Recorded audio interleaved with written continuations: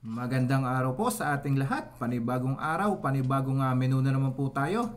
Kaya tara, samahan niyo po ako at magluluto tayo.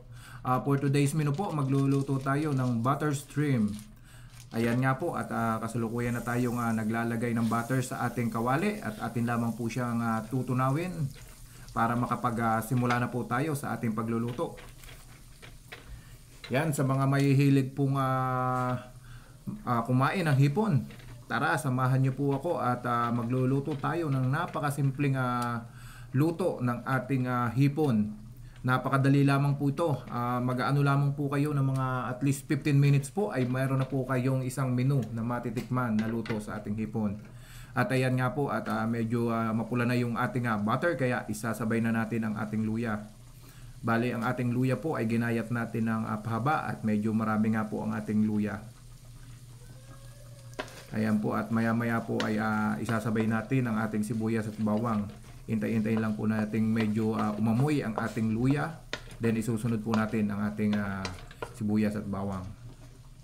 Ayan po at kasalukuyan pong hinahalo na natin. Medyo matagal pong matunaw yung butter dahil galing pa po siya sa rep at isang buo po siya kaya matagal matunaw. At ayan nga po at nilagay na natin ang ating sibuyas at bawang.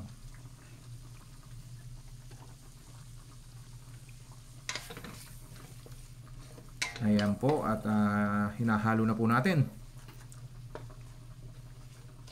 At ayan nga po at natunaw na yun ang ating butter. Natunaw na ng tuluyan. Yan, halu-haluin lang po natin.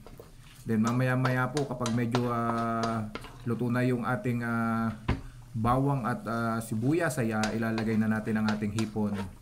Hindi naman po karamihan ang ating niluluto dahil pang isang kainan lamang po.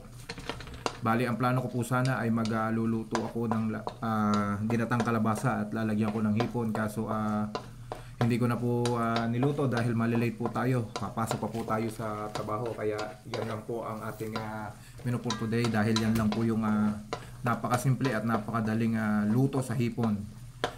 Sa mga gustong magluto rin ng ganito, sundan nyo lang ang ating video. At huwag nyo pong kalimutang tapusin para malaman nyo kung paano talaga ang tamang proseso. At ayan nga po at nilagay na natin ang ating hipon. Bali yung ating hipon ay malalaki po yung size. Yan. Yan at mabilis lang po talagang maluto yan at mamula. Yan, pagkatapos po ay lagyan natin siya ng paminta. Nasa inyo na po kung gaano po karami ang ilalagay nyong paminta. Kung kayo po ay mahilig sa medyo maanghang, yan, dagdagan nyo po ng paminta, pero ko tama lang dahil kakainin din po ng aking anak. Then isunod po natin ang ating asin. Yan, konting asin lang po ang ating ilalagay dahil yung pong ating butter ay maalat na.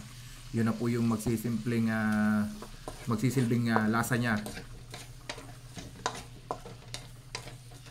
Yan, at tinahalo lang po natin. Kitang-kita nyo naman po at namumula na. Yan, halu-haluin lang po natin.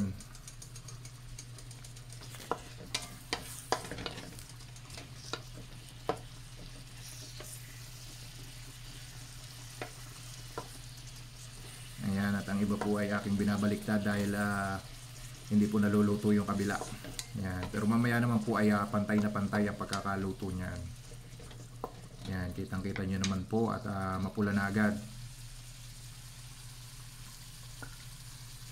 Yan, sunod po ay lagyan natin ng konting ketchup para talagang pumula siya. Para magtalo yung lasa ng ating butter at ketchup. Dahil ang ketchup pong aking ginamit ay matamis. Kaya yan po yung magsisilbing parang pinaka-asukal niya, yung ating ketchup. Yan, halu-haluin lang po natin.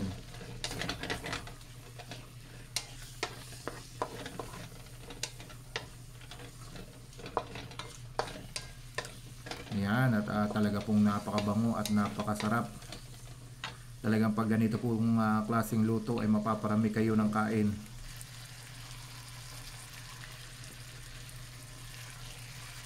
Yan, lagyan po natin siya ng kaunting oyster sauce.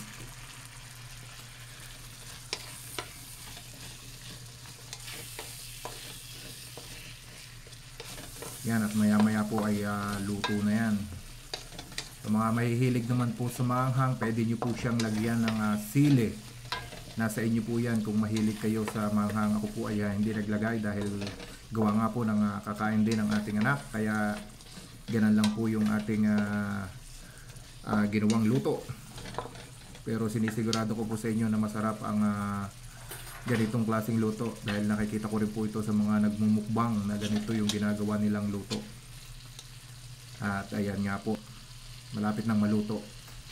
Ayan, at atin pong tikman.